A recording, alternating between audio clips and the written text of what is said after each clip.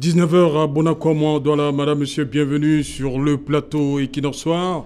Votre décryptage quotidien de l'actualité de lundi à vendredi entre 19h et 21h. La dévolution du pouvoir se conçoit comme un transfert ou la délégation de compétences ou de pouvoir politique d'une entité à une autre ou d'une personne à une autre. Définie ainsi, la dévolution du pouvoir se fait sans recours à un suffrage populaire. Pour ce qui concerne le Cameroun, le professeur Maurice Kamto, dans sa dernière sortie, parle de manœuvres visant à organiser la succession de gré à la tête de notre pays. Cela passe, selon le président du mouvement pour la renaissance du Cameroun, par une manipulation de la Constitution avec, in fine, un passage de témoins à la tête de l'État par un mécanisme non électif. Pour le professeur Maurice Kamto, la succession à la tête de l'État doit se faire par la voie de l'élection. Une élection qui, avant de se tenir, aura satisfait à deux préalables: la résolution du conflit armé dans le nord-ouest et le sud-ouest du Cameroun, ainsi que la réforme consensuelle du système électoral. Madame, Monsieur, tout à l'heure à 20h, c'est la grande édition d'information qui vous sera présentée une fois de plus par Cédric Nouffelé. Tout de suite, Madame, Monsieur, le fait du jour.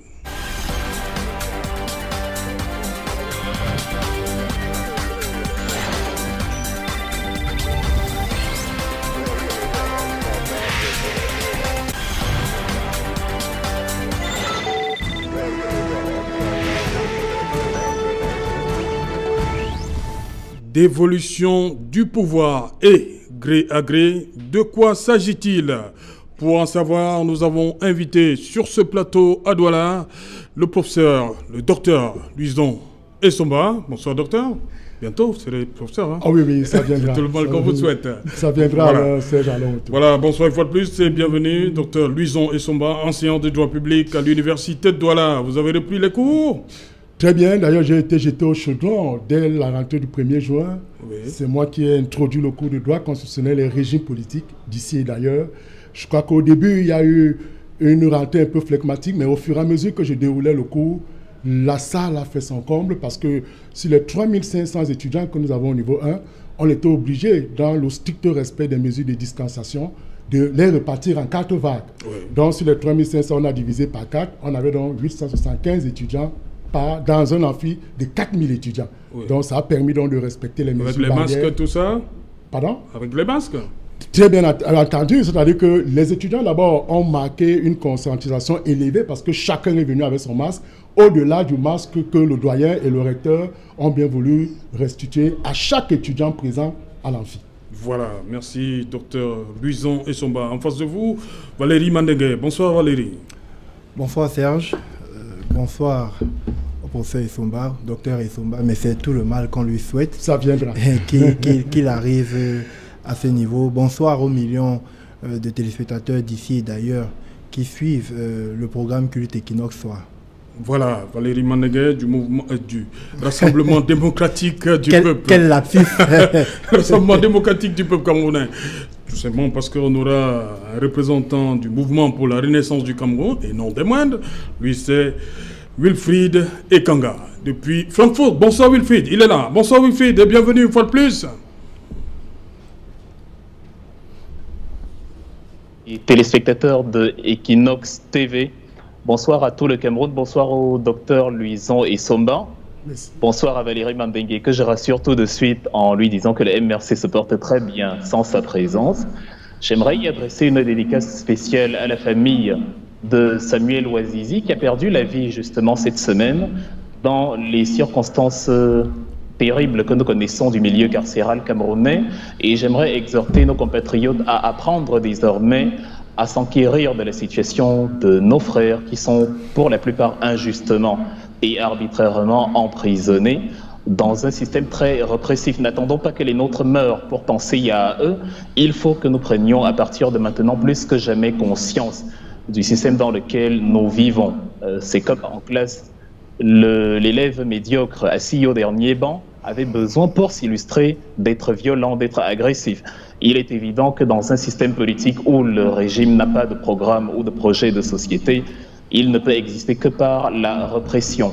Donc pour que cela n'arrive plus et pour que nous ne nous plaignions pas quand la situation devient irréversible, pensons à tous ceux qui, de Paul Chouta à Rosange Njimeni, de Wilfried Siewe à Mamadou Mota, subissent actuellement une injustice criarde avant qu'il ne soit trop tard. Voilà mon coup de cœur de ce mercredi. Bonsoir à vous encore et à tout le Cameroun. Voilà, nous restons à Francfort, Wilfried Kanga, pour planter justement le décor. Wilfried Kanga, dites-nous, qu'est-ce que le professeur Maurice Kamto entend par succession de gré à gré? Première chose. Deuxième chose, sur quoi se fonde-t-il pour dire qu'il y a une succession de gré à gré qui se prépare actuellement? Quels sont les éléments en sa possession pour dire qu'il y a une succession de gré à gré qui se prépare actuellement du côté de Yaoundé? Alors, les biaïstes ne vont pas me contredire quand je vais utiliser la formule qu'ils utilisent souvent pour justifier les actes de Paul Biya. C'est-à-dire, Maurice Kamto, lorsqu'il fait sa sortie, c'est parce qu'il dispose d'informations qui vont en ce sens. C'est d'ailleurs quelque chose sur laquelle il nous a alertés depuis des mois déjà, où il disait « il y a quelque chose qui se prépare, qui a des allures dynastiques à la tête de l'État. Or, on est dans une république, il ne faut pas laisser que les choses se déroulent ainsi. » Il a donc fait une allocution il y a quelques jours où il a dit que les choses se précisent. Ça veut dire que le camp d'en face, le régime, a accéléré encore un peu plus dans cette voie-là. Et quand on est dans une république, évidemment, on ne peut pas l'accepter comme ça. Maintenant, pour que les gens comprennent bien, il faut peut-être faire une petite parenthèse, une explication sur ce que vous avez exposé au début. La dévolution du pouvoir, c'est dans un cadre normal, c'est-à-dire il y a des situations prévues par la Constitution ou prévues par le pouvoir exécutif où le chef délègue une partie de ses pouvoirs, voire même quasiment tous ses pouvoirs à des subordonnés. On l'a eu au Cameroun le 5 février 2019 avec la délégation permanente de signature de Ferdinand Ngongo que Paul Biya lui a accordé, et il y a aussi une délégation non permanente à quelques auxiliaires de la présidence. Et après, il y a la délégation qui est plutôt informelle, une dévolution dans les faits, même si ce n'est pas écrit, comme en Chine, en 66 avec Mao Zedong qui délègue à la bande des 4, dont sa femme Chiang Jing, comme à Cuba avec Fidel Castro qui, vieillissant, 88 ans, comme Paul Biya, justement, à un moment donné, se retrouve dans l'incapacité d'exercer le pouvoir et délègue peu à peu à son frère Raúl Castro, qui est son cadet d'à peu près 5 ans. Donc, on est dans le cas de figure au Cameroun où on a un président qui est assez vieux, qui est plus inerte que vif, à défaut d'être inerte tout court. Et il est évident que par le simple principe de la sélection naturelle, dont parlait d'ailleurs un de ses partisans il y a quelques jours, Mboutouzé, il est probable que plus le temps passe, plus il se retrouve dans l'incapacité de gérer la chose publique. Maintenant, au RDPC, il est hors de question d'élaborer un processus de transition qui va donner la voix à n'importe qui. Dans un système de conservation du pouvoir, dans un système quasi dynastique qui est là depuis 38 ans et qui a donc pris l'habitude qui s'est habitué au fait que le pouvoir est une sorte de chasse gardée, évidemment, quand bien même il faudrait établir une transition, ce serait après s'être assuré que les personnes qui vont faire ces transitions sont toujours du même clan. Parce que nous ne faisons pas une opposition d'individus, on fait une opposition de système. Et justement, Maurice Kamto, devant toutes les arcanes politiques que nous avons sous nos yeux, avec des nominations ça et là de personnages plus ou moins incongrus, avec les délégations permanentes de signature et avec la session qui s'annonce le 12 juin prochain, c'est un processus d'avant-garde pour dire il ne faudrait pas que si X événement arrive, vous soyez surpris. Sachez que dans une dictature, les choses ont toujours fonctionné comme ça. D'ailleurs, le Cameroun, la République du Cameroun est née d'un gré à gré entre Amadou Ahidjo, choisi par les administrateurs coloniaux français, qui après, sous la pression de la France, est appelé à désigner un ojoulatiste, Paul Biya, au poste de Premier ministre qui deviendra plus tard président de la République, et ainsi de suite. Donc, dans la foulée de ce qu'on a eu donc dans ce passé camerounais et de ce qu'on a eu dans d'autres pays comme le Gabon avec Ali Bongo, le fils de l'autre, au Togo avec Faure Gnassingbé, le fils de l'autre, Maurice Kamto prend les devants en disant n'attendons pas que la chose arrive chez nous, les indicateurs sont partout, il est probable que le processus soit encore le même, surtout qu'on a en face de nous un régime qui n'a pas particulièrement brillé par son caractère démocrate. Donc c'est ça la politique, la vraie, la prospective, la mise en garde et le fait justement de se préparer à toute éventualité pour ne pas être surpris, d'où son incitation. Préparez-vous. En introduction, c'est ce que je peux répondre à la question, Serge Alain. Voilà, merci Wilfried. Valérie Mandengue, Wilfried dit que le professeur Maurice Kamto a en sa possession un certain nombre d'éléments qui lui permettent de dire que tout ce qui se passe aujourd'hui à Yaoundé, qui a des allures, il a dit, des allures dynastiques, il met en garde la population. Il voit un peu ce qui est en train d'arriver. Monsieur Otto, lorsque Monsieur Kamto fait sa sortie, l'une de ses nombreuses sorties, par ailleurs, il faut le dire, beaucoup de questions se posent. La première, c'est en qualité de quoi Monsieur Kamto fait une sortie ou à qui s'adresse-t-il? Faudrait-il rappeler ici que Monsieur Kamto n'est ni élu, ni au pouvoir, et politiquement son parti est inexistant. Donc ce qui revient à dire ici, Monsieur Wilfried Ekanga, que la parole de Monsieur Kamto n'a aucun poids politique ni aucun poids populaire dans ce pays. D'un. C'est ce que je voulais d'abord vous indiquer. La deuxième chose, lorsque M. Ekanga nous parle d'un système carcéral répressif, je voudrais lui rappeler que quand est sorti de prison, tout le monde a vu le poids qu'il avait pris. Il n'est pas sorti de prison diminué. Donc lorsqu'on parle de notre système carcéral, il faudrait qu'il se rappelle que le VIP qui était Kamto n'y est pas sorti diminué. Au contraire, on se sera attendu que, comme M. Mandela, parce que quand Mandela sortait de prison, il avait posé comme préalable que ses camarades de prison sortent et ils sortent en dernier. Mais nous avons été surpris que Kamto est sorti très vite en premier et il a laissé les autres coups à leur triste sort. Et ceux-là qui ont pris sur eux d'engager un certain nombre d'actions ont vu simplement leur carrière politique s'évaporer par la décision de Kamto de ne pas aller aux élections. Aujourd'hui, Kamto a transformé un parti politique en église de réveil, où lui, le révérend Kamto, il se lève matin, midi, soir. Comme il a fait sa sortie lundi, la semaine prochaine, il va encore en faire 2 ou 3, ainsi de suite. C'est le mandat de Kamto, le mandat du pentecôtisme politique. Cependant, M. Ekanga, redescendez sur terre, nous ne sommes pas dans un pentecôtisme politique. Au Cameroun, vous avez essayé, il a essayé de l'expliquer, mais dans la mauvaise foi qui caractérise le mouvement de la Renaissance du Cameroun, il n'est pas allé jusqu'au bout. Et je vais parler ici sous l'œil avisé d'un homme de droit, le docteur Essomba. Ce que je veux dire ici, c'est que le principe de dévolution de pouvoir est très bien connu au Cameroun, M. Ekanga.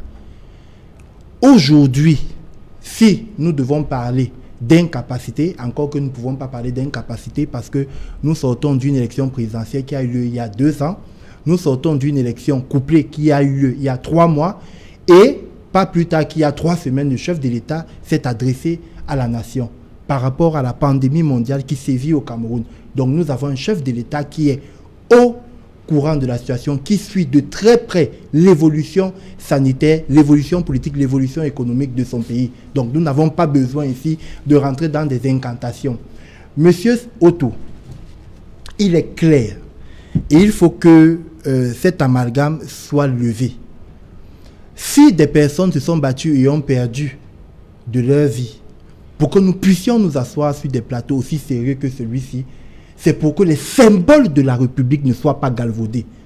Moi, je voudrais, avant que nous arrivions au fond, qu'on nous dise en qualité de quoi, quand on tient un discours avec le drapeau du Cameroun, un symbole national fort à sa droite.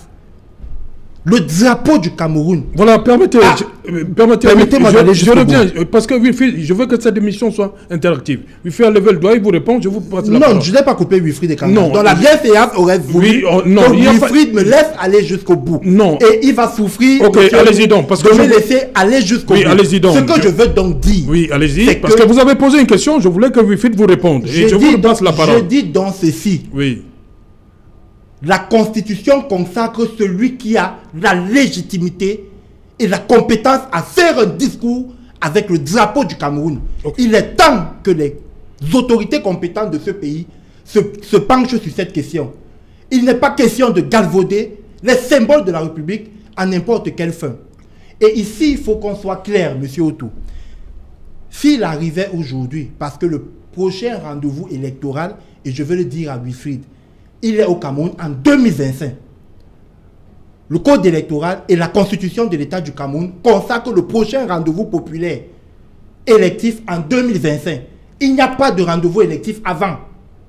La deuxième chose, c'est que s'il arrivait, nous sommes des êtres humains, M. Autou. Oui. Vous pouvez sortir ici et vous avez un accident, vous décédez. Il faut bien que M. Séverin Tchounke procède à votre remplacement. S'il arrivait, pas extraordinaire, que le chef de l'État soit en incapacité, soit par un décès, soit par une incapacité physique quelconque, ou alors par l'extraordinaire des cas, par une démission, la Constitution du Cameroun a prévu le principe de dévolution de pouvoir. C'est M. Nyat Ndjifendi qui assurera l'intérim à la tête de la nation pendant 120 jours. Et il aura à cœur, et il aura, c'est une disposition constitutionnelle, d'organiser les élections dans lesquelles il n'est pas candidat. Et d'ailleurs, la loi va plus loin. Il est même sommé de ne pas toucher à la forme du gouvernement. Donc il faut que ce soit clair. Il ne modifie pas le gouvernement. Donc il faut que ce soit clair. Cette brèche qu'il veut s'ouvrir ici, il faut que ce soit clair. Ce n'est pas Kamto qui va remplacer M. Biya si M. Biya décède. Parce que Kamto est inéligible politiquement à compétir en ce moment, et il le sait très bien. La deuxième chose, c'est que lorsque nous parlons du principe de dévolution de pouvoir, il faut très bien savoir que cela est encadré, et cela est strictement encadré. Oui. Et c'est dans ce sens que le chef de l'État, son Excellence M. Biya, avait pris le pouvoir à 82, pouvoir qu'il détient aujourd'hui par la force de légitimité des Camerounais qui lui ont reconduit leur confiance il y a 2 ans. Donc aujourd'hui, il n'existe pas dans l'esprit des Camerounais une question de gré à gré, une question de vacances de pouvoir. Encore lorsqu'on va aller plus loin, on va demander où est le bilan de toutes les actions que M. Kamto annonce ci et là. Cet État est dirigé, M. Autou. Il est aussi de votre devoir, en tant qu'homme de médias, en tant que journaliste chevronné, de ne pas donner, de ne pas prêter flanc à ce type de débats qui n'ont pas lieu au moment où le Cameroun fait face à la pandémie du coronavirus. C'est ça qui intéresse le Camerounais. Les incantations de Kamto dans son église réveillée, le MRC Basse, n'intéressent pas les Camerounais. C'est le quotidien des Camerounais, leur santé, l'éducation des enfants. Vous avez vu M. Luison qui vous a rappelé les dispositions que le recteur a mis en place. C'est des choses qui mériteraient, M. Autou, d'être valorisées. De montrer autant on peut aller filmer 2 ou 3 routes qui sont cabossées, autant on peut aussi féliciter le gouvernement et féliciter les institutions de la nation lorsque elles prennent en charge la protection de la vie des Camerounais. Merci. Merci Valérie Mandengue. On va permettre, Dr Luison, vous allez nous recadrer. Voilà, on va permettre, parce que Wilfried a levé le doigt tout à l'heure, on va permettre à Wilfried rapidement de répondre à Valérie Mandengue, et on va passer tout de suite après la parole. Rapidement Wilfried, je vous en prie, on va passer la parole. On veut aussi écouter le Dr Luison et son boss, cette affaire. Wilfried, c'est à vous. Je suis désolé, c'est un peu compliqué de répondre de manière compacte à autant d'hérésies. Notre compatriote Valérie Mandengue se dit certainement qu'en élevant la voix, l'hérésie qu'on dit devient vérité. Élever la voix, c'est juste transformer une hérésie en grosse hérésie. Je ne sais pas s'il y a un texte dans la constitution camerounaise qui interdit à quelqu'un de parler aux Camerounais et de parler avec un drapeau. C'est vrai que vous incarcérez des femmes de ménage pour rébellion et hostilité à la patrie, mais quand on a commis des perversions politiques à travers l'histoire, le minimum, c'est de ne pas les répéter. C'est comme ça qu'on respecte ses concitoyens. Vous dites que Maurice Kamto ne représente aucun poids politique et que ces interventions n'ont aucune finalité dans le réel, mais pourtant vous avez parlé de M. Kamto encore plus que moi-même, qui suis du MRC, vous avez mentionné son nom, plus que le nom de votre propre partenaire à la maison. Lorsque Rosa Parks, l'histoire, il faut apprendre l'histoire, parce que l'histoire nous empêche de dire n'importe quoi et de faire n'importe quoi. Les combats que vous êtes en train de citer ont été menés par ceux qui ont été appelés par le même régime Paul Biya des maquisards. Lorsqu'on a assassiné en 58 Omniobé et qu'on a écartelé sur un cheval, lorsqu'on a empoisonné Félix Moumié à Genève ou qu'on a fusillé Ernest Poignier le 15 janvier 71 à Bafoussam, c'était justement ceux qui se battaient pour la République du Cameroun et qui étaient taxés de maquisards, de démons, de sectes, comme vous êtes en train de le faire actuellement. Et comme par hasard, ils deviennent vos symboles. Sachez donc que nous sommes dans la même lignée. Votre méconnaissance de l'histoire ne doit pas déteindre sur les Camerounais. Il n'y a aucun texte dans la Constitution qui contredit le fait de s'adresser à ses compatriotes. On peut exister sans poste politique. Martin Luther King aux États-Unis, aujourd'hui, on voit ce que les Noirs subissent à Minneapolis notamment. Lorsque Martin Luther King s'est levé pour qu'au moins il y ait un minimum de respect, il n'était pas élu quelque part. Lorsque Rosa Parks s'est levé pour le faire, il n'était pas élu quelque part. La logique, et d'ailleurs on l'a vu dans votre excitation et dans votre absence de maîtrise de soi, exactement ce qu'incarne le régime. Quand on est dans une émission sérieuse, et d'ailleurs vous l'avez dit, il ne faut pas raconter des inepties aux Camerounais, c'est-à-dire le système carcéral fonctionne très bien et les gens ressortent de là-bas en ayant pris du poids. Rosange Njimemi a été tabassée enceinte parce qu'elle avait simplement, dans ses droits, recommandé à ses concitoyens de ne pas aller aux élections. Le ministre de l'administration territoriale déclarant que l'élection, enfin l'appel au boycott est anticonstitutionnel parce que vous décrétez selon vos humeurs ce qui est dans la Constitution ou non. Mamadou Mota a eu le bras fracturé, Wilfred Siewe a eu le crâne ouvert. Aujourd'hui même, on est en train de parler du décès de quelqu'un, monsieur Ouazizi, et vous êtes en train de dire que tout se passe très bien dans l'univers carcéral. Merci, si vous avez vos avantages dans le système, ne généralisez pas une situation. Le peuple camerounais ne vit pas le confort que vous vivez, peut-être. C'est comme les routes bitumées au Cameroun. Quand vous dites quelques routes cabossées, c'est plus de 80% des routes du Cameroun qui ne sont pas bitumées. Sortez de vos œillères, les choses ne se passeront pas comme vous le pensez. Merci Wilfried. Rapidement, 30 secondes, je vous en prie. Non, je voulais dire... Vous avez demandé 30 secondes. On va écouter le docteur Luison aussi. Oui, j'ai même demandé au docteur. En fait, on est toujours amusé lorsqu'on écoute les représentants du mouvement de la Renaissance du Cameroun. C'est de l'esbrouffe, c'est du populisme, mais alors à l'état pur. Lorsqu'ils nous parlent de Mamadou Mota, pourquoi ils ne rappellent pas aux Camerounais que Mamadou Mota était à la tête d'une révolte, d'une rébellion à la prison centrale de Kondengue? Pourquoi ils ne rappellent pas que légalement, un parti politique, selon l'article 3 de la Constitution, a pour principal objectif de concourir au suffrage? Il n'a pas pour rôle d'empêcher l'expression du suffrage. Et cela est légalement puni par la loi. Je sais, et je comprends très bien Wilfried, parce que il a été de ceux-là qui faisaient des plateaux et des plateaux pour nous expliquer que l'état de nécessité fait loi. Ça veut dire que si moi, monsieur Mandengue, je descends là, sous des pulsions X ou Y, je prends une femme, oui, ma nécessité a fait loi. Mais ils n'ont jamais dit, monsieur Otto, il faut recadrer ce type de passage. Ils n'ont jamais dit, ils n'ont jamais présenté un Camerounais qui est tombé de suite de Covid-19 parce qu'il n'a pas pu être pris en charge par l'État. C'est à partir de ce moment qu'on aurait effectivement pu parler d'état de nécessité. Donc les aventures scabreuses de Kamto, et je le redis ici encore, il arrivait par l'extraordinaire. Il faut que ça entre dans le logiciel bloqué de ceux-là, de ces illuminés, ces quelques illuminés qu'il entraîne tous les jours dans ses sorties médiatiques, que s'il arrivait que le chef de l'État qui préside aux destinées de cette nation, son excellence M. Biya, était en incapacité de diriger ce pouvoir, la Constitution a déjà tout prévu. Ce n'est pas Kamto, parce que Kamto actuellement est inéligible. Il ne peut pas se présenter, sauf s'il va faire ce qu'il a fait en annonçant son boycott, c'est-à-dire qu'en laissant son bateau et en privilégiant sa tête. Aujourd'hui, nous voyons ce qui se passe. Monsieur Kamto, aujourd'hui... Voilà, je préfère... Oui, je conclue. Nous sommes sur un plateau sérieux. Oui, non, monsieur... illuminé, je vous en prie. Monsieur... Oui, Otto. Ayez un peu de... Monsieur Otto. Vous avez suivi Wilfried? Lorsque Wilfried fait des déclarations autant gratuites que comiques, lorsqu'il parle des détenus, autant on peut en faire sur tout ce qui caractérise les éléments de langage.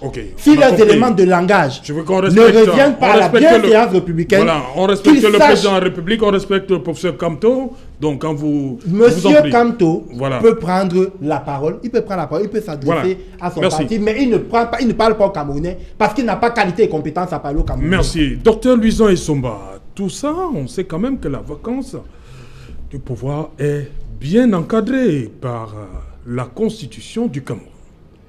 Serge Tour, permettez-moi... Le débat naît alors que tout est prévu dans la Constitution. Permettez-moi de sortir de la zone de turbulence pour pouvoir indiquer que la réforme constitutionnelle du 18 janvier 1996 est venue inscrire l'État du Cameroun parmi les pays politiquement modernes et démocratiquement avancés. Ça veut dire que les dévolutions du pouvoir par les mécanismes de gré à gré ne sont pas prévues dans les dispositions constitutionnelles. Et je le démontre. L'article 6, alinéa 4 de notre constitution, de notre loi fondamentale, dispose très clairement que, en cas de vacance de la présidence de la République pour cause de décès, de démission ou d'empêchement définitif constaté par le Conseil constitutionnel, c'est le président du Sénat qui assure l'intérim et aura 20 jours au moins et 120 jours au plus pour organiser les élections. Cela veut donc dire quoi? Si nous plantons le décor... à laquelle il ne participe pas. Voilà, on l'a tout évoqué, c'est-à-dire qu'en réalité... Il faut le préciser. Hein. Oui, c'est-à-dire il organise sans se présenter comme candidat. Il ne peut pas modifier le gouvernement. Il peut procéder à une réforme référendaire, mais avec l'avis du Parlement et du Conseil constitutionnel. Donc, cela étant dit, disons aux Camerounais que plongeons dans l'histoire pour indiquer que nous avons eu une succession de gré à gré en interprétant la Constitution, la réforme constitutionnelle du 9 juin 1979 en son article 7 qui disposait clairement que en cas de démission, disons en cas de vacance du pouvoir pour cause de démission, de décès ou d'empêchement définitif du président, c'est le Premier ministre qui immédiatement prend fonction et assure la période du mandat qui s'achevait. C'est-à-dire que je pense qu'en 82, il restait, je crois, 3 ans au président Amadou Ahidjo. Donc, dans le principe de la lettre et de l'esprit de la Constitution, de la réforme constitutionnelle de 1979, le président Paul Biya venait donc dans l'esprit d'achever les 3 ans qui restaient au président Ahidjo. Donc, voilà comment sont déclinés les mécanismes de dévolution. Là, on pouvait penser à ce qu'on a appelé le dauphinat constitutionnel et qui nous range effectivement dans la logique d'une transmission de pouvoir de gré à gré. Parce qu'on constate là que le président Ahidjo, président de l'UNC, cède le pouvoir au vice-président de l'UNC qui est Paul Biya. Nous sommes donc dans une logique de transition démocratique et non d'alternance démocratique. Alors maintenant, le test de 96 pose les balises d'une alternance démocratique en disant que, en cas de vacances, il est organisé une élection. Nous sommes dans une démocratie pluraliste. Ça veut donc dire que l'élection est la caractéristique la plus significative d'une démocratie pluraliste. Ça veut donc dire quoi? Que si à présent, on procède, on prend un exemple, on ne dit pas que c'est cela qui peut arriver. Si on procède à une révision de la Constitution, où on crée par exemple un poste de vice-premier ministre et de vice-président, autant pour moi, et que ce poste est occupé peut-être par quelqu'un qui milite encore au sein du RDPC, là nous sommes dans une transition démocratique et non dans une alternance démocratique. Donc l'alternance démocratique renvoie à quoi? Ça renvoie au fait que le leader anciennement au pouvoir devient désormais, rentre dans l'opposition et un membre de l'opposition devient dirigeant de l'État. Voilà la logique justement de la transition et de l'alternance démocratique. Voilà. Maintenant, disons aussi que notre constitution, la loi constitutionnelle du 18 janvier 1996, précise les hypothèses de vacances. 1. La démission. 2. Le décès. 3. L'empêchement définitif. Ce qu'il faut pouvoir indiquer, c'est que lorsque nous lisons clairement chacune des hypothèses débouchant à la vacance, on se rend compte que notre constitution, en réalité, est sibylline sur les questions. Je prends l'exemple. Quand vous prenez le décès... Voilà, le décès. On commence par le décès. On commence par le décès puisque c'est la finitude humaine. Oui. Alors, on dit, en cas de décès, du président de la République, le président de l'Assemblée nationale saisit le président du Conseil constitutionnel qui ouvre dans la vacance. Or, la Constitution est silencieuse sur le fait de savoir qui annonce le décès. Le président du Conseil constitutionnel. Qui annonce le décès? C'est-à-dire que est-ce le directeur du cabinet civil? Est-ce que par quel canal? Le président du Conseil constate, il n'annonce pas. Le docteur Luison demande qui annonce. J'attends qu'il termine. Oui, attention, parce que j'ai dit les 3 hypothèses et je vais vous évoquer à chacune des hypothèses un certain nombre de questions qui me paraissent assez difficiles. Alors, à cause des décès, vous posez un problème. Qui annonce le décès? Qui annonce le décès? Imaginez-vous, le président de la République décède au palais. Je prends un exemple. Qui va l'annoncer au président de l'Assemblée nationale? La Constitution est silencieuse sur ce point. Donc, il faut que de légués ferrants là, on puisse corriger cette incongruité. Parce que qui l'annonce? Est-ce le directeur du cabinet civil? Même si c'est lui, par quel canal? Le secrétaire général? Par quel canal? Par la voie de la CRTV ou en saisissant par écrit le président de l'Assemblée nationale? Donc sur cette question, la Constitution est silencieuse. Prenons la deuxième hypothèse. La démission. La démission. Le président de la République démissionne. Et là, c'est un peu plus clair parce que la démission est solennelle. Et le peu comme le 4 novembre 82. Oui. C'est-à-dire que on a attendu 20h. Voilà, comme en 82. Qui nous ont dit que le journal générique a tourné pendant longtemps. Comme en 82, le président de la République à 20h23. Oui. Le 4 novembre 82. Le 4 novembre 1982, à 20h23, annonce sa démission. Qu'est-ce qu'il a fait? Le Conseil constitutionnel n'existant pas encore, il a porté la démission au président de la Cour suprême. Et le président de la Cour suprême, justement, notifie donc la démission, fait une copie de la démission au président du Sénat qui n'existait pas encore, mais c'était au président de l'Assemblée nationale. Oui. Donc voilà comment c'est prévu. Maintenant, même quand il y a donc démission et que le président démissionne, le président qui assure l'intérim, comment va-t-il faire? Il prête serment devant qui? Il utilise quelle formule? Donc, la question de l'intérimaire pose encore un véritable problème. Est-ce que Niad Difendi qui remplace Pobia va dire « Je suis le président de la République ». Or, il est un intérimaire parce qu'il faut distinguer l'intérimaire de l'institution présidentielle. Et il y a donc encore un problème que notre Constitution doit régler. Maintenant, prenons la dernière l'empêchement définitif. L'empêchement définitif. Le président est définitivement empêché. Comment constate donc que le président est définitivement empêché? Parce qu'il est devenu sourd, aveugle ou dans un coma long ou profond? C'est encore plus compliqué. Oui. Et donc la troisième hypothèse est plus compliquée que les précédentes. Toutes les hypothèses là sont très compliquées, alors tout pour les mettre en pratique. C'est la raison pour laquelle, en réalité, l'interprétation exégétique de nos dispositions constitutionnelles nous met dans une logique où, en réalité, on ne peut pas vivre une véritable alternance démocratique, mais plutôt une transition démocratique. Voilà, j'ai envie de vous poser une dernière question. Vous avez dit qu'il manque un certain nombre d'éléments. C'est voulu, le législateur n'a pas vu tout ça? Le constituant a laissé des failles. Oui. Vous voyez, je vais vous prendre un exemple, surtout sur le décès. Ce n'est pas, l'apanage du Cameroun.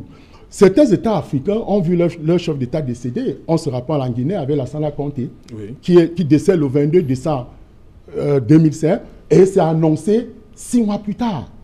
On a vu le décès de Félix Houphouët-Boigny, qui décède le 7 décembre 1993 et c'est 7 mois plus tard que le peuple est informé du décès. Donc, la technique de l'annonce est, est embastillée par ceux qui détiennent l'information. Donc, voilà la logique aujourd'hui. Mais pour me résumer, je dis, notre loi fondamentale du 18 janvier 1996 a prévu clairement les mécanismes de dévolution du pouvoir. Mais il reste que certaines des hypothèses sont encore dans la pénombre et qu'il faille normalement apporter des éclairages.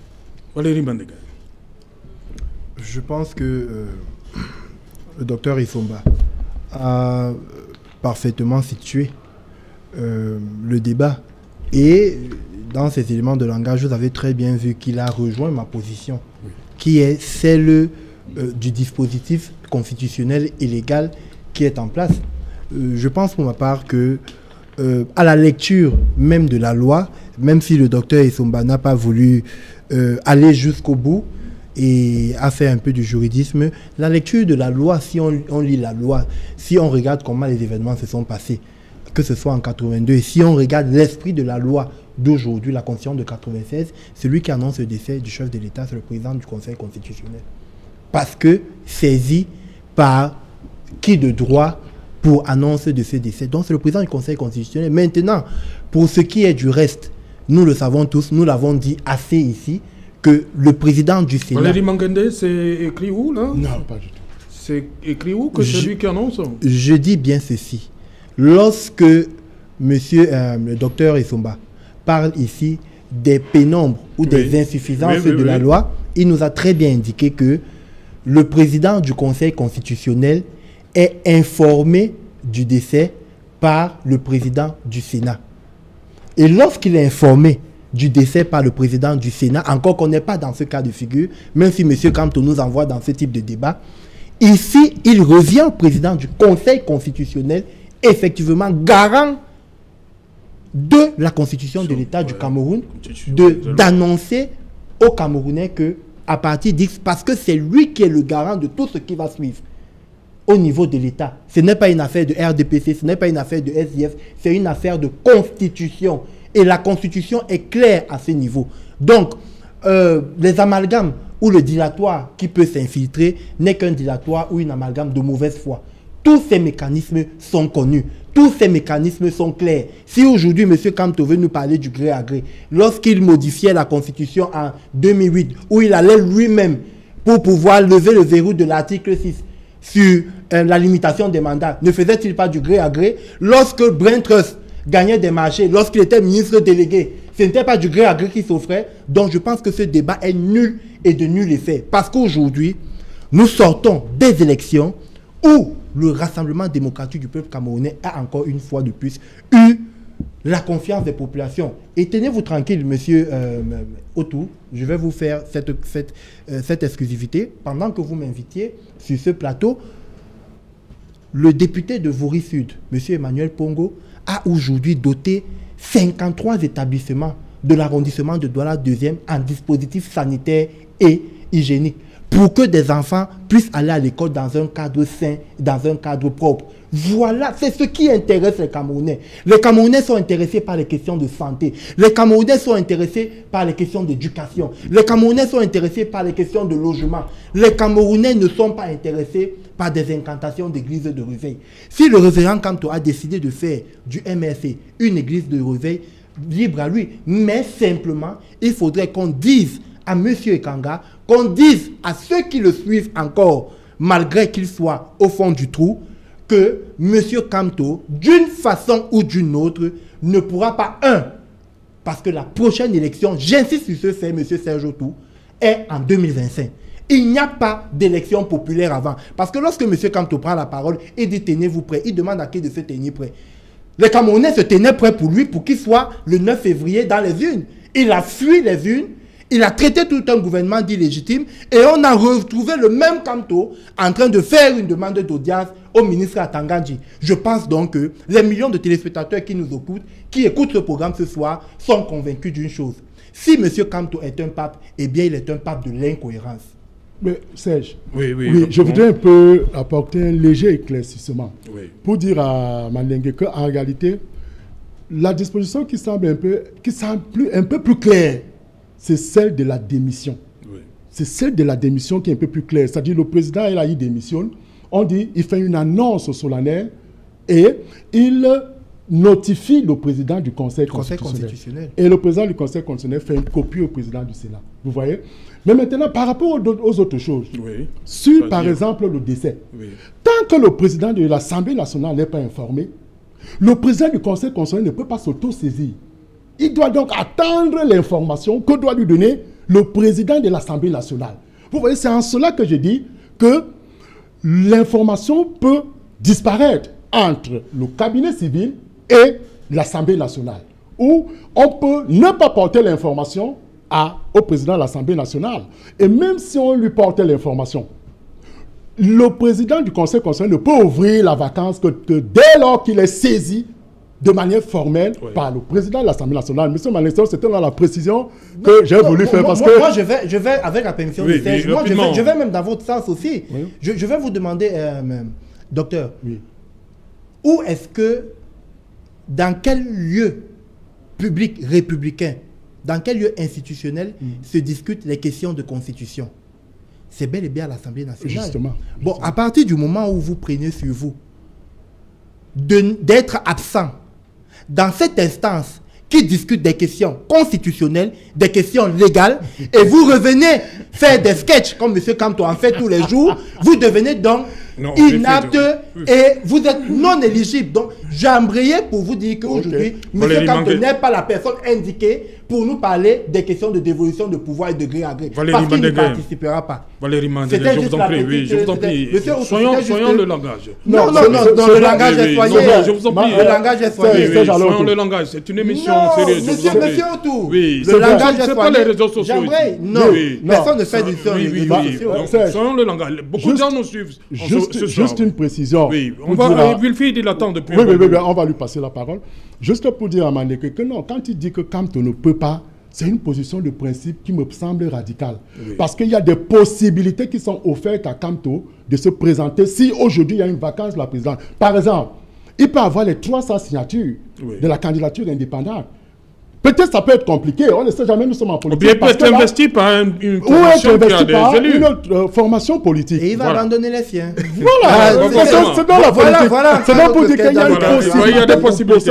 Merci. Et pendant ce temps, il a brisé le réseau politique de beaucoup d'autres. Merci. Wilfried Ekanga, on parle de la vacance du pouvoir qui est bien encadrée dans la constitution du Cameroun. Attends un instant, ma caméra... Oui, Wilfried? Ça va? Oui, allez-y. La vacance du pouvoir est bien encadrée par la Constitution. Oui, Serge, j'ai entendu beaucoup de choses. J'ai vraiment entendu beaucoup de choses. Et j'aime la fin de l'échange qu'il y a eu entre M. Isomba et Valérie Mandenge parce qu'il a eu un petit aperçu de la grande ignorance qu'il a des sujets qu'il énumère à grands cris parce qu'il continue de penser que c'est en criant que les inepties qu'on dit vont devenir des vérités.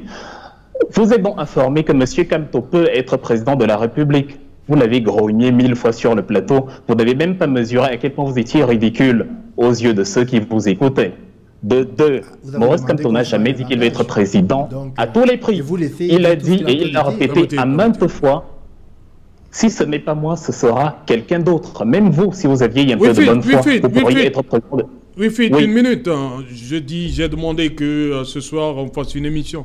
On invite le dérapage verbal. Je vous en prie. Exactement. Dans la continuité, évidemment, ça n'exclut pas qu'il faut appeler un chat. Parce qu'en parlant d'incohérence, s'il faut énumérer les incohérences du RDPC, je crois que le réseau serait plus long que 6 fois la distance entre la Terre et la Lune. Vous parlez au début, dans vos interventions, vous dites que Mamadou Mota, parce qu'il faut, comme beaucoup de choses ont été dites, et que notre peuple ne doit pas être imbécilisé, il faut l'édifier sur ce qui est son droit.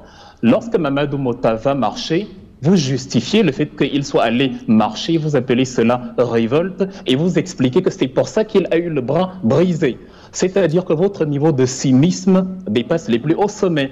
Vous justifiez le fait qu'une femme de ménage arrêtée chez Albert Zangan se fasse incarcérer pendant 9 mois pour hostilité à la patrie. Comme Maurice Kamto a pris du poids à sa sortie de prison, c'est une bonne chose. Vous justifiez le fait que Rosange Njimemi, dans la Constitution que vous récitez, il y a grand fracas, sans toutefois la connaître dans son application réelle, une femme enceinte qui, sans empêcher ses concitoyens, ne faites pas d'abus de langage, sans empêcher ses concitoyens d'aller voter, la preuve, ils sont allés voter, du moins selon vous, elle recommande qu'il vaudrait mieux ne pas y aller parce qu'il y a des faits que vous avez peut-être occultés. Monsieur Sam Sévérin Ango se rend à Ibolova pour faire le meeting de la campagne que vous avez recommandé. Il dit on va donc aller aux élections, on va faire un meeting, on va convaincre nos concitoyens de notre projet politique.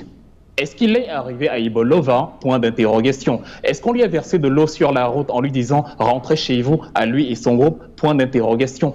Pardonnez au MRC de ne pas se contenter de 2-3 personnes pour faire de la figuration à l'Assemblée et faire le jeu du RDPC qui aura de toute façon la majorité. On voulait une élection véritable. Et la seule rationalité consistait à ne pas y aller dans le cas de figure actuel, parce qu'en fait, on recommandait que les élections ne se tiennent pas. Mais dans un régime de conservation du pouvoir où le peuple est un bétail électoral et où ses intérêts véritables ne comptent pas, vous avez été très assidus à respecter le calendrier pour avoir vos élus et faire ce que vous allez faire ensuite. Rosange Njimeni, dans cette recommandation-là, dit à ses concitoyens, nous on ne va pas aller aux élections, on vous exhorte à ne pas faire de même parce que regardez ce qui nous arrive. Gaëtan Gankam a été tabassé par le sous-préfet et son chauffeur à Kekem. Ce sont des faits qu'on relate. Tant d'éléments qui nous ont conduits à dire il est hors de question que nous allions dans une élection où le minimum, le préalable pour cette élection-là n'est pas respecté, à savoir les droits fondamentaux, les libertés publiques. La Constitution n'interdit pas la manifestation. La Constitution consacre un cadre et elle dit les forces de l'ordre surveillent à ce qu'il n'y ait pas de débordement. Ce que les autorités à Banganté ont dit à Rosange Njimeni, à savoir on ne veut pas vous entendre ici, c'est le RDPC. Ce qu'on a dit à Ibolova en disant c'est le socle granitique du RDPC de Paul Biya ne figure nulle part dans la Constitution. Ne faites donc pas maintenant comme si vous aimez trop les Camerounais en évoquant leurs soucis de santé. Vous avez rouvert les bars et on est passé, au lieu des 6 000 comprimés de chloroquine que Madeleine Chente nous promettait, on est passé à 6 000 cas de coronavirus. Ce n'est pas maintenant que vous allez manifester de l'empathie envers les élèves en disant que voilà, on leur a offert des kits. Allez à Ndikinmeki, allez à Mora, allez à Mokolo. Le Cameroun n'est pas que Yaoundé et Douala. Et sortez de la torpeur qui vous fait penser que pour parler dans une république, il faut être élu. C'est-à-dire, c'est une conception mais totalement hérétique de la société. Il y a 360 communes, il y a à peu près 10 000 conseillers municipaux, il y a 180 sièges à l'Assemblée nationale et 100 postes au Sénat.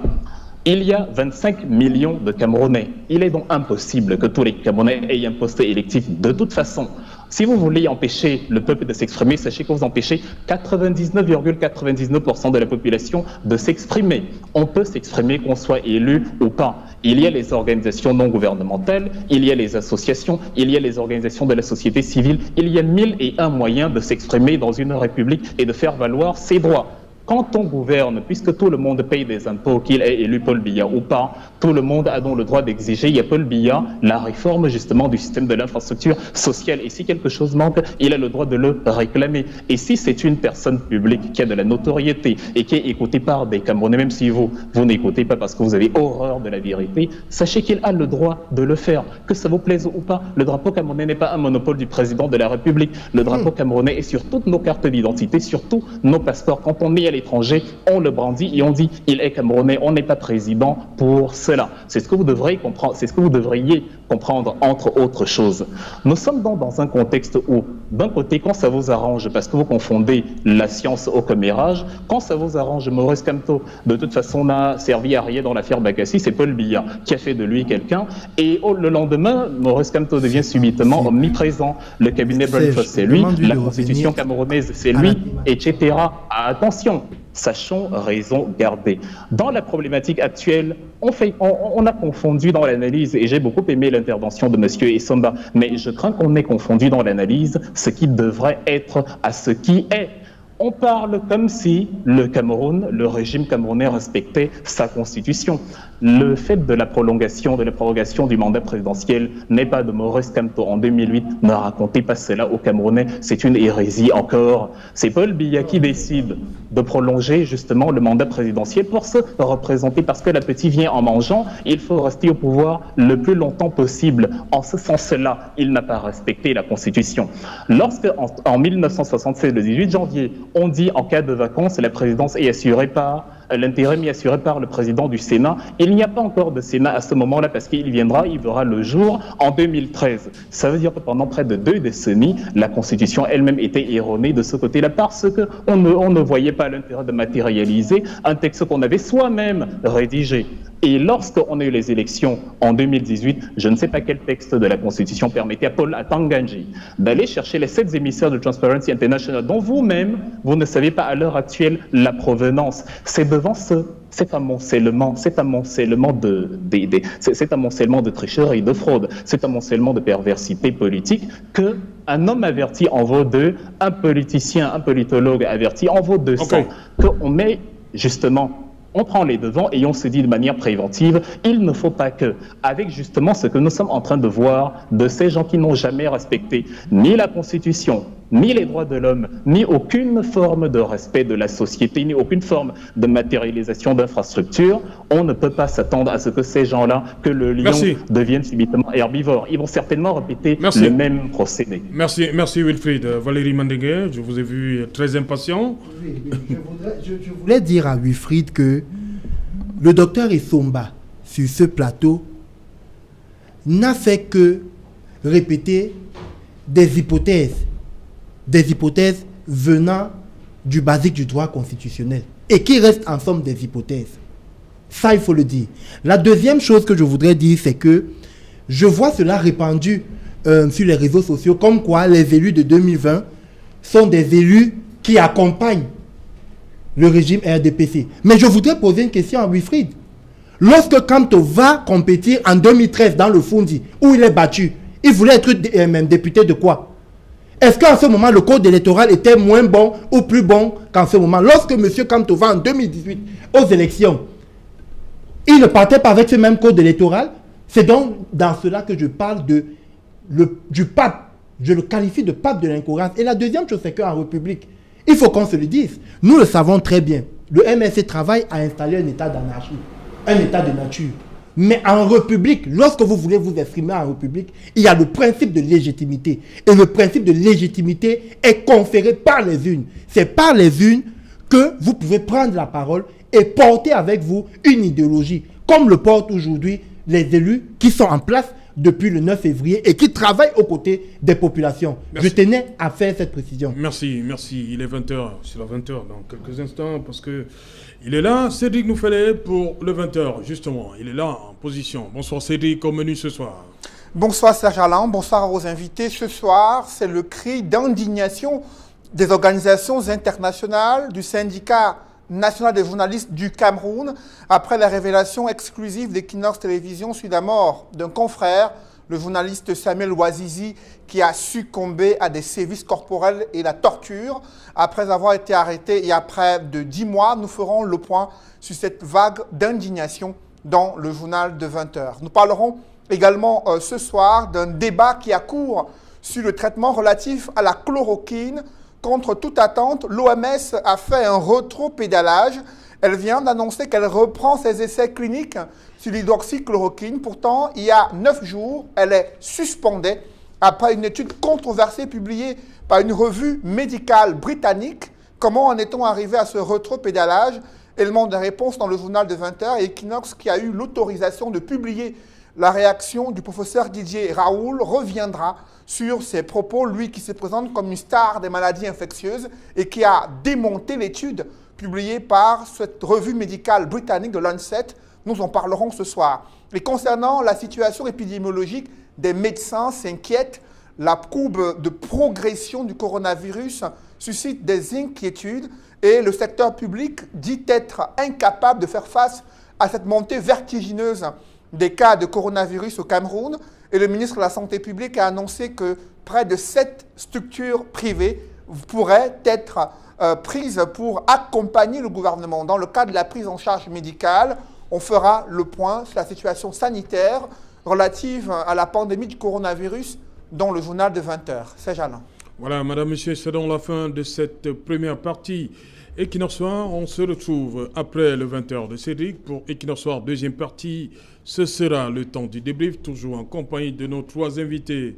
Wilfried Ekanga depuis Francfort en Allemagne et sur ce plateau à Douala, le docteur Luison Essomba. En face de lui, Valérie Mandengue.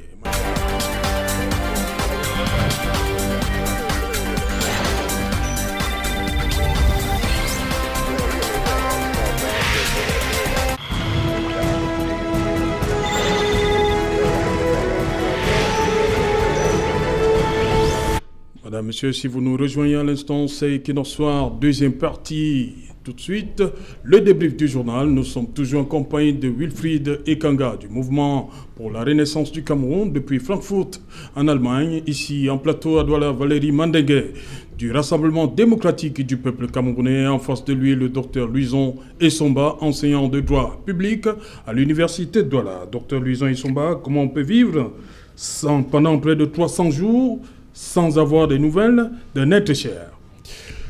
Serge, toute l'information est extrêmement grave et surprenante. Vous savez, on l'a souvent dit de la manière la plus forte que dans un État, quand on essaie de procéder à une classification des institutions, après le pouvoir exécutif, le pouvoir législatif, le pouvoir judiciaire, on a quand même le pouvoir de la presse.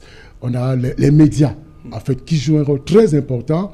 Aujourd'hui, même dans le sens du rayonnement d'un État, on passe par les médias.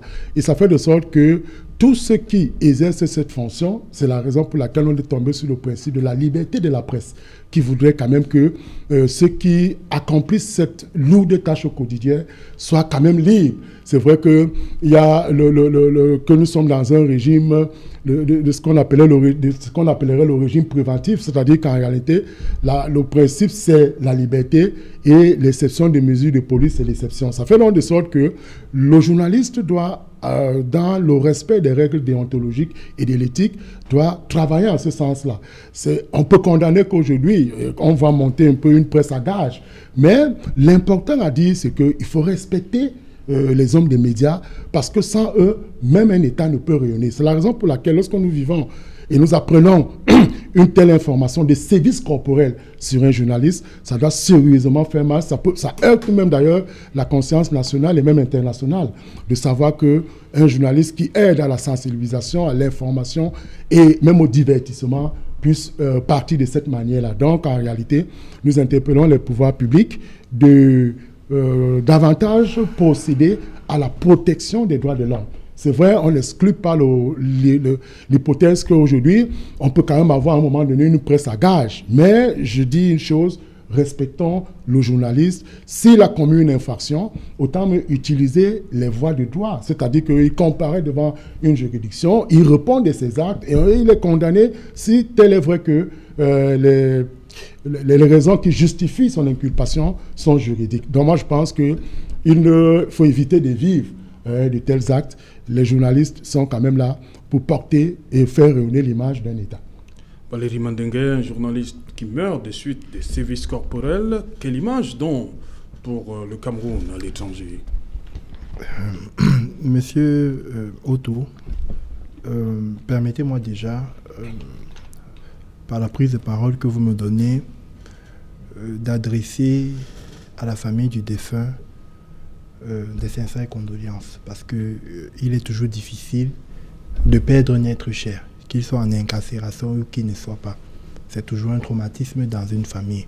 Il laisse une famille éplorée, peut-être des orphelins, mais il est important que chaque fois que nous sommes face à la mort, nous nous inclinons. Et lorsque je parle de nous incliner, cela impose aussi un minimum. Et le premier minimum, c'est la prudence. J'ai suivi le docteur Isomba, j'ai regardé l'élément que nous a produit le journal et j'estime qu'il est trop tôt pour dire un certain nombre de choses.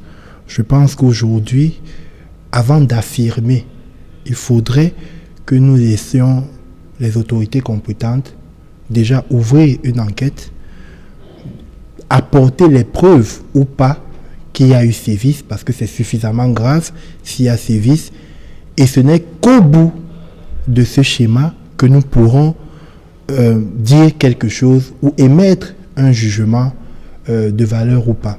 La deuxième chose, c'est que nous avons suivi dans l'élément, il y a des politiques qui se sont déjà prononcés sur le cas, et c'est toujours ça, la précipitation. La parole publique est consacrée.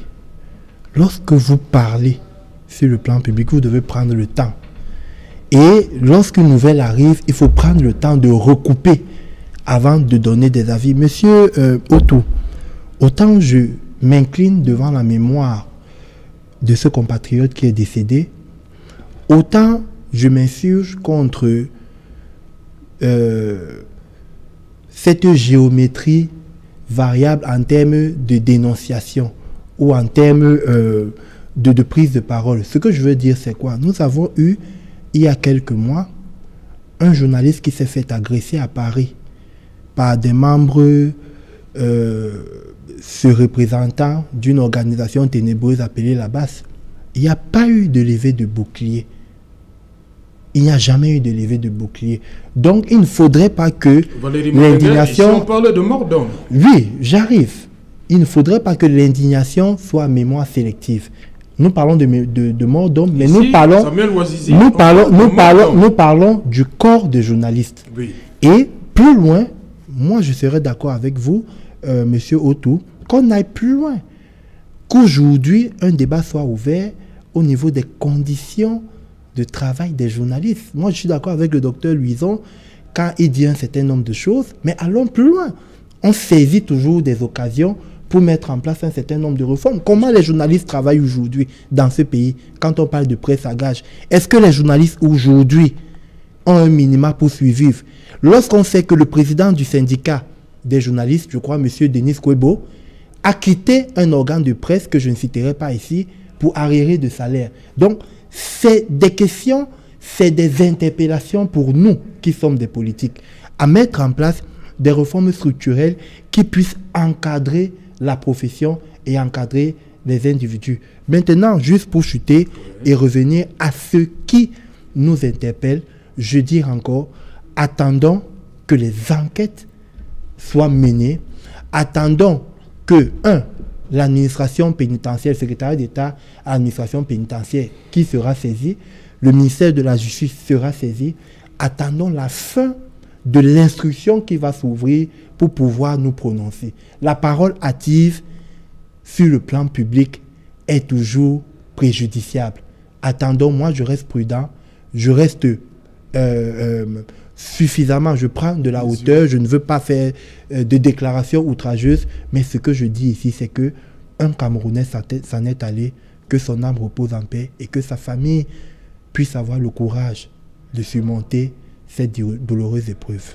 Voilà, Wilfried Ekanga, le président du mouvement pour la renaissance du Cameroun, quant à lui, condamne sans réserve les actes de torture et les traitements cruels, inhumains et dégradants qui ont entraîné la mort du journaliste Samuel Ouazizi. Le professeur Maurice Kamto exige que les responsables de ces actes, à tous les niveaux y compris les donneurs d'ordre, soient identifiés, poursuivis devant les tribunaux et sanctionnés selon la loi. Mais oui, Serge Alain, mais oui, tout simplement. Je ne sais pas de quel type d'espoir le représentant du PC veut nous entraîner sur ce plateau. On a l'impression que vous vous réveillez tous les matins avec un Cameroun d'hier que vous avez oublié. C'est comme si c'est aujourd'hui que les sévices commençaient. C'est comme si aujourd'hui vous découvrez à peine la barbarie du système carcéral. C'est la même prison qui a brisé le bras de Mamadou Mota, que vous avez d'ailleurs cautionné vous-même il y a quelques instants en disant qu'il était allé marcher. Vous cautionnez, donc vous dites vous-même de votre propre bouche que quand on marche au Cameroun, même si on a fait de mal à personne, ça justifie qu'on ait le bras brisé. Wilfried Siewe, qui était en Allemagne, qui n'était pas impliqué en politique, qui travaillait chez Siemens, une entreprise européenne qui était en vacances dans le cadre privé, a été arrêté et a eu le crâne ouvert dans les mêmes conditions. Gaëtan Gankam a encore les stigmates de ces balles qu'il a dans les pieds. Michel Doki a encore les stigmates de ces balles-là. On prend un journaliste et il disparaît pendant 300 jours, 1 an, et il en meurt comme Bingota est mort il y a quelques années, comme 1001 cas qu'on peut répertorier dans le passé, et vous trouvez dans votre organisme la force de dire que non, on va attendre, il ne faut pas être péremptoire. Par contre, vous êtes très péremptoire pour dire que ce n'est pas le gouvernement camerounais. Vous étiez péremptoire sur le cas d'Ngarbo, d'ailleurs, et que notre TV a été mis au pilori, comme ça, en disant que voilà diffusion de fausses nouvelles, avec intimidation de l'administration territoriale. Vous avez fait le même coup il y a quelque temps avec les bébés qui ont été massacrés sur le dos de leur mère.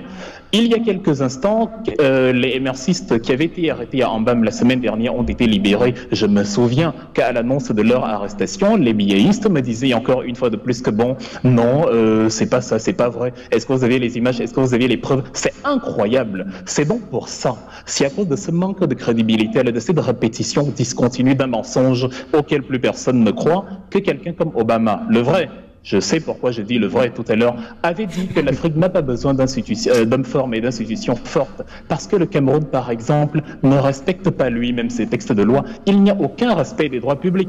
Un autre journaliste incarcéré actuellement, Paul Chouta, il peut être coupable de quelque chose, ça c'est un débat. Mais maintenant, est-ce que la procédure, est-ce que tout ce qui se passe autour de lui est conforme à un seul texte de la loi camerounaise? Bien sûr que non.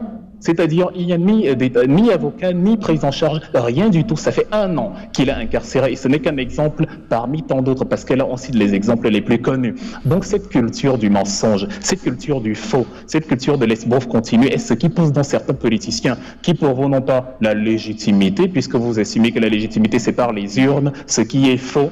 Un peuple a droit à l'infrastructure, qu'il ait voté ou pas. Un citoyen peut dire j'ai besoin, la fortune publique, c'est pas l'argent de Paul Biya, il faut des routes, des hôpitaux, l'accès à l'eau. Pour cela, qu'on ait voté ou pas, on est un citoyen, on a droit à ça. Le président n'est pas le président de ceux qui sont allés voter, ils ne sont que 2 millions, et encore les 2 millions n'ont pas voté pour lui. Il y a 25 millions de Camerounais, il ne peut donc pas les occulter sur le fait qu'ils n'ont pas la légitimité, ils n'ont pas voté. C'est totalement faux et c'est totalement cynique. C'est cette logique-là que vous apportez, donc ici, à toujours entretenir un mensonge que tout le monde voit. Le coup de la CAN 2019, quand tout le monde voyait que ça n'allait pas donner de résultats, c'était encore la même chose. Et tout à l'heure, avant, vous avez nié. Là, maintenant, vous êtes en train de jouer les compatissants qui a trop pitié de la famille, qui pense trop à elle, alors que tout à l'heure, vous avez dit que non, dans les prisons camerounaises, tout se passe très bien. On y sort même en ayant pris du poids. Allez dire à la famille de M. Ouazizi qu'en fait, non, d'habitude, on est dans les prisons, on a pris du poids. Allez dire, je sais pas, si l'un de, je sais pas ce que l'un de, s'il a suivi cette émission, a pensé en vous regardant. Bon, rendez-vous service à vous-même. Aucun régime n'est perpétuel.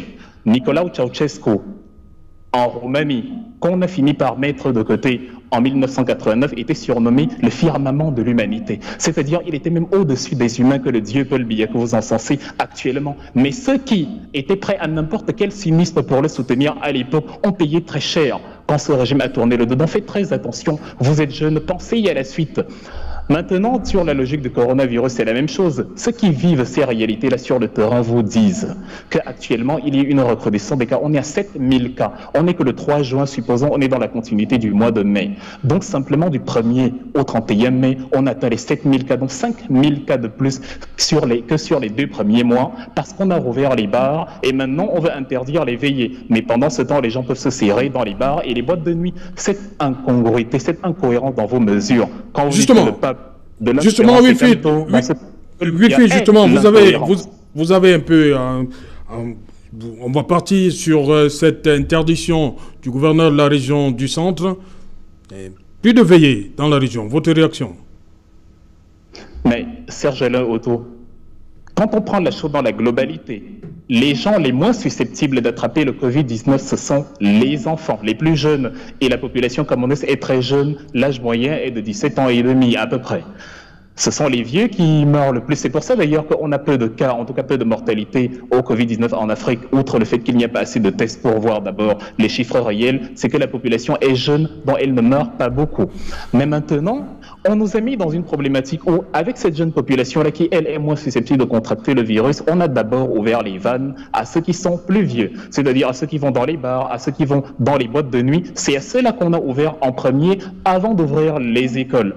Donc, on a ouvert les bars et les boîtes de nuit. On a ouvert dans les écoles. D'ailleurs, je m'opposais à toutes ces mesures parce que de toute façon, si on atteint, et on voit comment ça est en train d'accélérer à grande vitesse, si on atteint le quota qu'on a eu en France et dans les pays occidentaux, qui eux ont des moyens meilleurs que nous, le taux de mortalité chez nous, si le virus se réadapte à la structure immunitaire jeune de notre population, le taux de mortalité sera encore plus grand parce que nous n'avons pas l'infrastructure. Vous avez donc beau donner des médicaments à telle ou telle école, mais si en même temps les bars sont ouverts, les boîtes de nuit sont ouvertes, les écoles sont ouvertes, et il n'y a aucun système de régulation des comportements humains dans les marchés ou dans les centres-villes, parce que ce n'est que la politique qu'on sait réprimer. Évidemment, interdisez toutes les veillées que vous voulez, rien ne va y changer. C'est un régime incohérent. Si vous voulez que le régime Biya fonctionne et mette toute son énergie dans une bataille, dites-lui que le MRC est présent quelque part. Monsieur Valéry Mandengue le matérialise d'ailleurs sur ce plateau. Il est sur ce plateau celui qui a cité le plus de fois le nom Maurice Kamto, plus que tous les panélistes réunis, parce que c'est une obsession, c'est une idée fixe, parce que pour une fois, ils ont une adversité véritable. Mais quand les véritables problèmes des Camerounais sont posés, les problèmes d'infrastructure, les problèmes de bitumage des routes, le comité agropastoral Ibolova, on l'a vu dans le journal, c'était en 2011. Les problématiques là ne sont pas exécutées. On promet, on ne fait pas. Il y a le Cameroun virtuel qu'on raconte à Douala. Merci Wilfried. Valérie Ekanga sur cette décision du Valéry Mandengue sur cette décision du gouverneur de la région du centre interdisant les veillées funèbres. Écoutez, l'administration a à sa possession un certain nombre d'éléments qu'il juge et qui lui permettent de prendre un certain nombre de décisions. Le préfet en question a sûrement des informations qui l'amènent avec l'ensemble de tous ceux qui sont engagés dans la lutte contre le coronavirus. Il a des éléments qui lui permettent de prendre ces décisions. Je vais vous prendre un cas simple, un cas personnel. Il y a pratiquement 2 semaines, j'ai enterré mon beau-père. Et quand je suis allé enterrer mon beau-père, j'ai d'abord pris une autorisation spéciale de l'administration, de la sous-préfecture de Douala 1er, et j'ai donné des garanties que lors des obsèques, il y aurait des dispositifs de lavage de mains.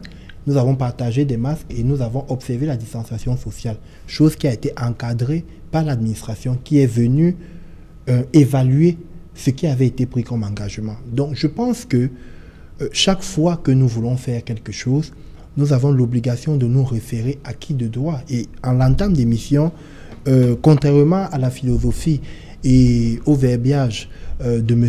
Ekanga, je vous ai parlé de la distribution massive de kits à l'endroit de nos enfants à Douala 2e, qui s'ajoute à l'ensemble de la bataille qui a déjà été faite par Madame le maire, Denis Fampou, aux élus du littoral, Soko Touté, Malise et compagnie. Oui.